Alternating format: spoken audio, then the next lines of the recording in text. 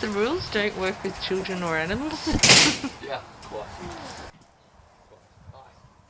Hello, my name's Stuart Chignall, and I think this is part 5, video 5, and it's the first video we were going to actually get stuck into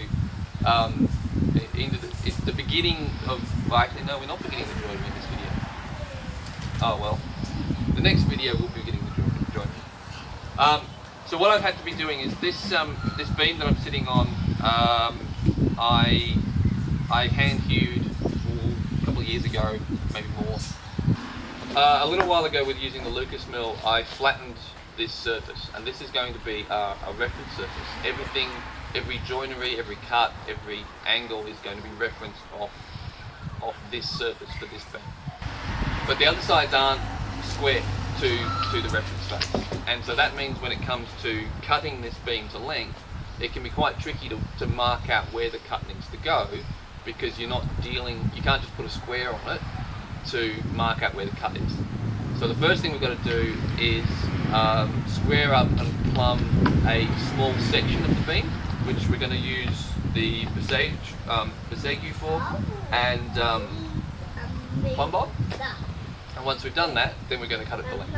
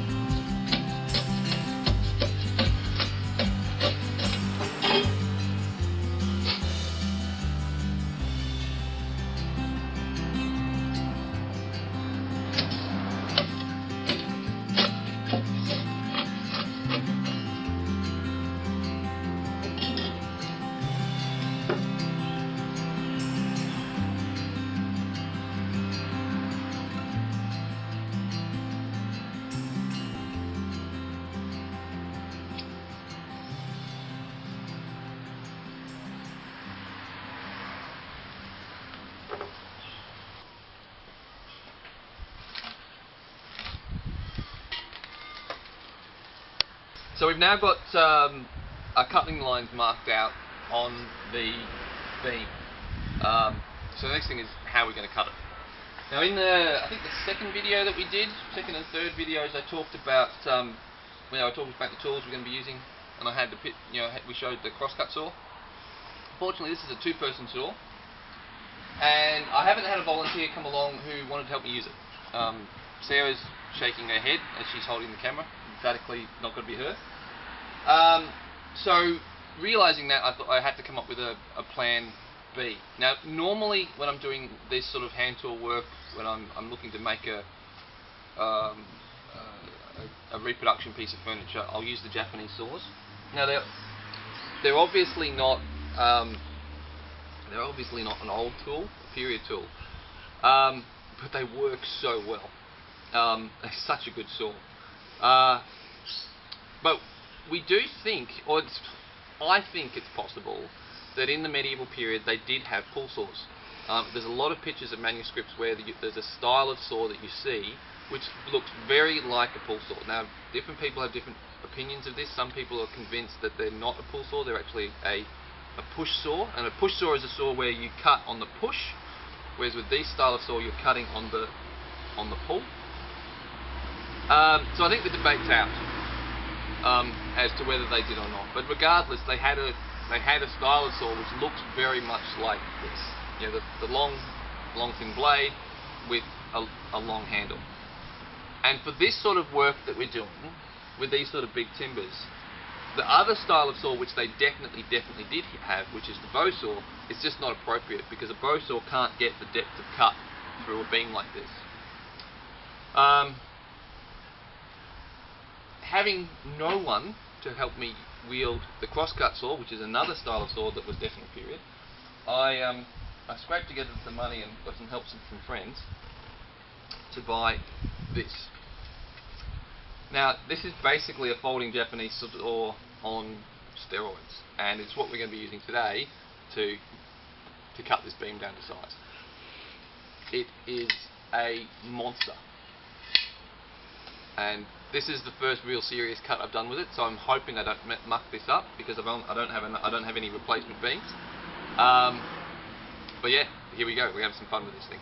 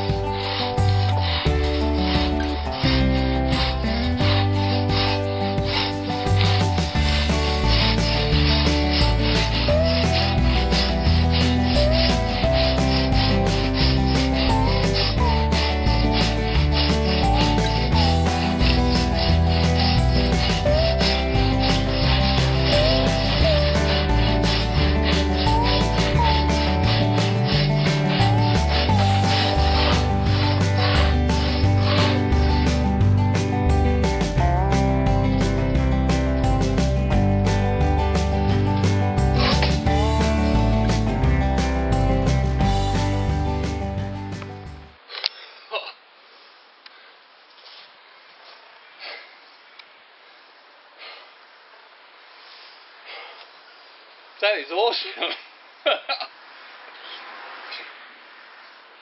Holy cow.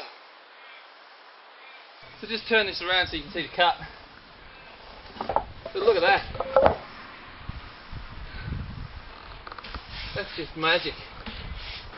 Alright, well that is awesome. It's quite a workout. The lactic acid was building up towards the end of that cut. And if I hadn't been filming it, I would have stopped much sooner.